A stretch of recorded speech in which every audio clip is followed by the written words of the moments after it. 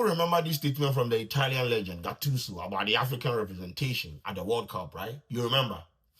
Now, guess which continent has the highest qualification rate to the next round of the competition? Guess 90% qualification rate.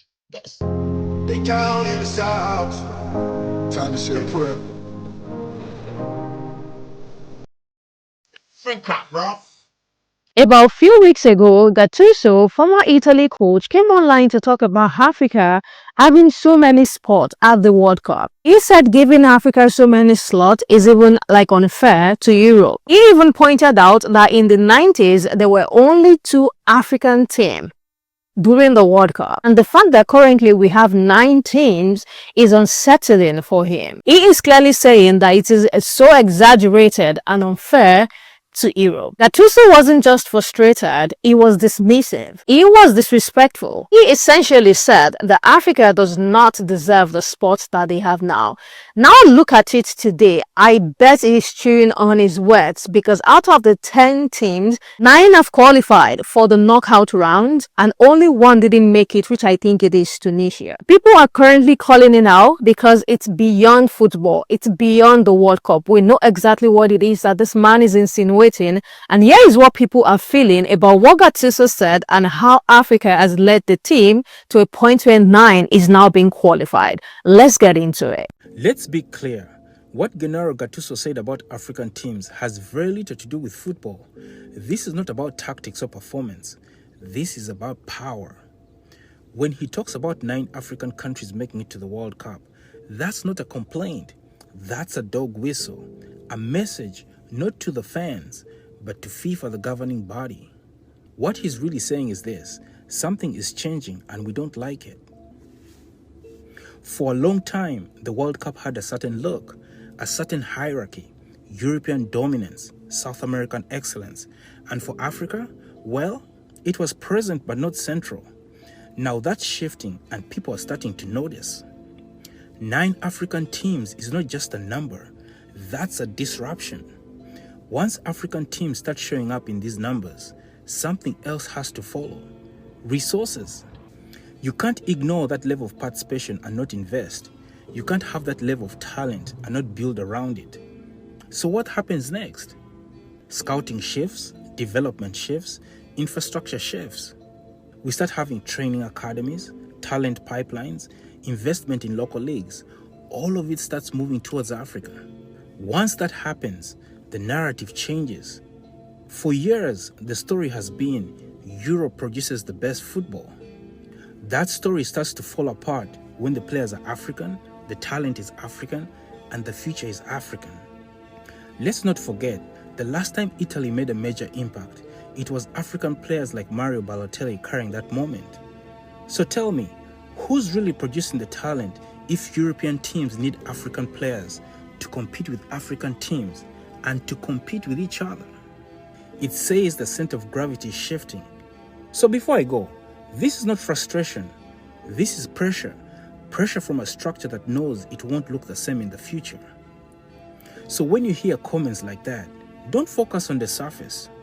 Look at what's underneath. What you're really witnessing is the beginning of a shift in power, talent, and who controls the game. Right now, they're not reacting to what Africa is. They're reacting to what Africa is becoming. Let's move. In English, we say this is Africa. In poetry, we say, Gennaro Gattuso, how are you hating from outside the club when you can't even get in? Too much space given to African teams, as if talent only exists in European skin. As if talent only exists on a European passport when these international teams have stars whose skin speaks with a certain tone. A shade usually looked down on until they call your country home, and even then they can't risk to miss kick, to misfire, but miss me with that Gattuso, because 9 out of 10, 90% progress to the next stage. The World Cup was already an African buffet. Look, their passports might say another country's names, but their blood says Africa was always involved. They didn't need to be invited. Africa was always there. JK. speaks. No, it's your Africans versus my Africans versus theirs Africans and then the other Africans. Being black is such a crazy experience because you'll just be minding your business and here come people trying to ruin your day. Italians and other European soccer fans are throwing racist tantrums following Italy not qualifying for the World Cup after their loss to Bosnia, with Italian head coach Gennaro Gattuso ignorantly saying that Africa should be given fewer World Cup spots because it makes it harder for Europeans to qualify. White culture truly is a detriment to society because their fragility breeds this sentiment that they feel that their mediocrity and lack of talent should be rewarded over black people who actually earn their position. So Italy fails to qualify for the World Cup for the third time in a row after losing to Bosnia. Now, mind you, the Italian head coach has gone on record saying FIFA has allowed too many African countries into the World Cup. African countries like Bosnia? Why niggas involved? The head coach has since been terminated, but I think we just need to get in the habit of admitting when there's a skill issue, because like the US men's team, we're not very good. We keep losing because there's a skill issue, because they won't put soccer programs in the hood. Because if they did, then white suburbia and, white mom biracials would lose out on their college scholarships, and then all they'd have is rowing and lacrosse. Anyway. This is a message to Gattuso and Ethan Nwaneri. Gattuso was a legendary player, iconic player. But he was a clown as a coach. When he made this stupid statement talking about Africa should have fewer places because he messed up and failed to qualify his own country to the World Cup. Talking about how, Europe should have more spaces and in 1990 and 94 there were only 2 African teams. And that makes sense to you? No, that makes sense to you. Continent of over 50 plus countries having only 2 representatives. That was cool. That was good to you. And now we see the results are in from the group stages. 10 African teams that got to the World Cup, 9 of them qualified to the knockout rounds. That's a 90% qualification rate, higher than what even Europe and CONMEBOL got. Europe got 80%, and it could have even been lower if not that Austria scored in basically the last minute. If not, they would have also gone out. What is this nonsense? Talking like this is 1932. Also, I am not here for all the people that like to talk and whisper the whispers of subjugation from top to down and say, it's because we want quality. We want quality. Look, I do not give a damn that Haiti and Curacao and Uzbekistan and Jordan are not littered with football stars. It is the World Cup. They are part of the world and they should be there. And advocating for more slots when 60% of the entire South America is at the World Cup. 30% of the entire Europe is at the World Cup. Why on earth are you then talking about reducing the slots for the likes of Africa with just 18.5%? How does that make sense to you? I love that this World Cup has shown how far African football has come, how much more quality there is, and how little the gap between Africa and the rest of the world is right now. And with that being said, my question to the diasporans is, are you sure? Because the gap is not as big anymore.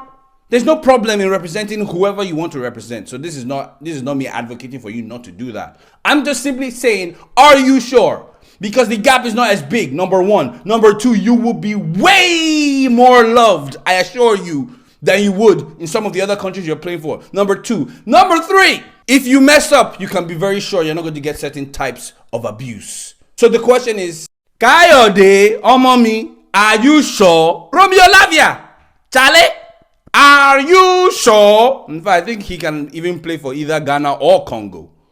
Ethan Nwaneri, are you sure? Obi, I mean, it's already too late for you anyway, but I'm just thinking about it. You didn't play the whole of 2025. You're not playing at this World Cup.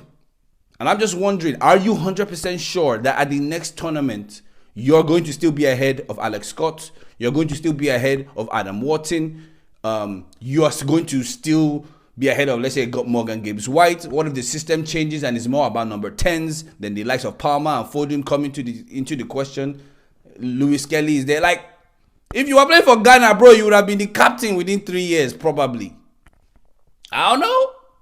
But yeah, anyway, this World Cup has been lit so far, and we're on to the knockouts. So this is what the Italian coach, Gennaro Gattuso, had to say about Italy's failure to qualify for the World Cup for the 3rd consecutive time.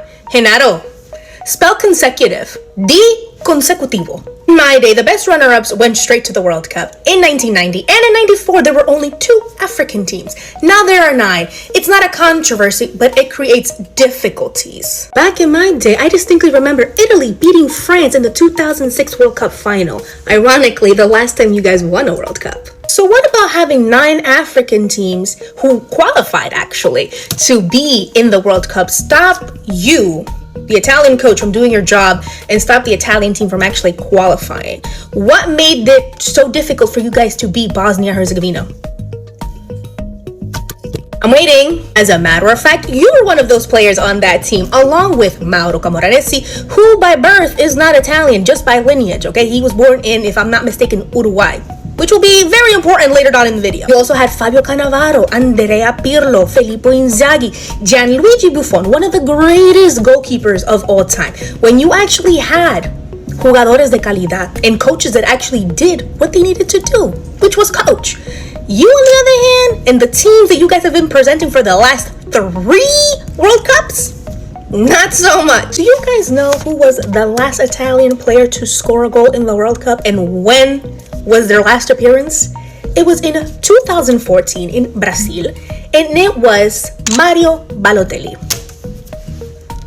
The irony is not lost on me, folks. This man right here, Italian born. He was born in Palermo, Sicily.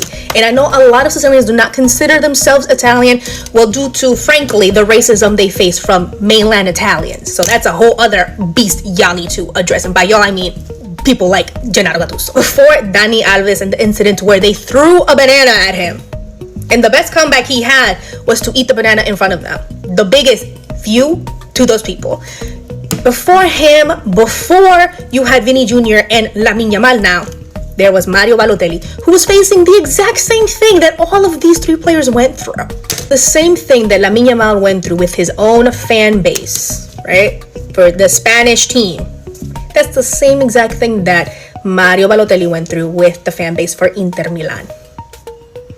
History repeats itself, because clearly people do not fucking learn. All that to say, no, Gennaro Gattuso, you did not make it to the World Cup because there are 9 African teams. You didn't make it because you suck.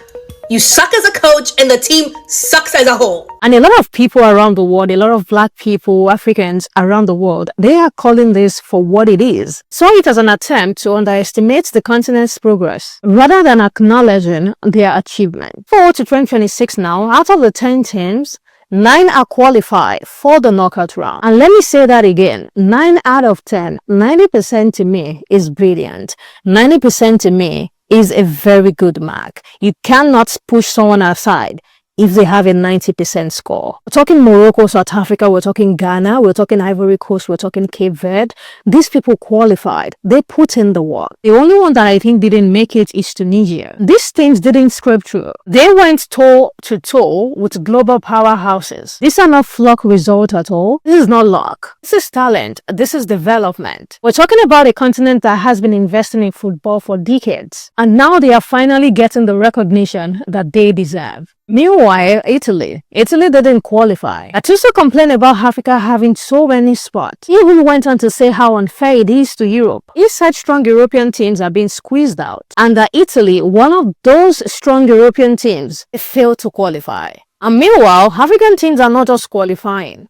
They are thriving. They are making history. They are proving that the expansion wasn't an handout. It was a long overdue recognition of the continent's growing strength. And you cannot even make this thing up. People are not letting Gattuso forget the statement he made few weeks ago. I think he made that statement around April. They are calling him out and dragging him. The said team that you're saying, oh, it's so unfair, they are taking so many spots as if they were there or that was handed to them and they didn't have to work for it. Now, 9 out of 10 of them are still qualified for the knockout round. There was one analyst that put it perfectly, and that person said, what was once framed as a critique of African inclusion has now become a reflection point for European football hones inconsistency. So what is the lesson that we are all learning here? You cannot gatekeep success. Because for years, European football have been treated as the gold standard. The World Cup was seen as an European and South American tournament. And every other person who participates in it were just like, they are just there. But now looking at the game has changed a lot. Africa now has world-class players. They have world-class league. They have world-class talent. And the results are showing, and we are all saying it. So to Gattuso and everyone who thinks like this, who will see African teams like this has passed you by already. You can complain about the rules, you can complain about the slot. At the end of the day, the qualification is earned on the pitch, not guaranteed by history. African teams earn their spot, they earn their knockout, and they earn their respect. Italy didn't, and I do not think that is Africans' fault. That is Italy's problem. It is their own issue to take care of. So the people who continually underestimate Africa, I hope Africa continues to show out the way that we are showing out, the way we are showing up and showing out. I strongly hope that Africa continues to do that, because this is what you get when you underestimate an entire continent. Really want to hear what you guys think in the comment section. I want to hear what you think about Gattuso's statement. If you had come across the statement back in April, what was your reaction? And looking at the fact that 9 out of those African teams that they were shitting on still qualified for the knockout round, like, how do you feel about that? Let me hear your take in the comment section, and I will be talking to you guys in the next one.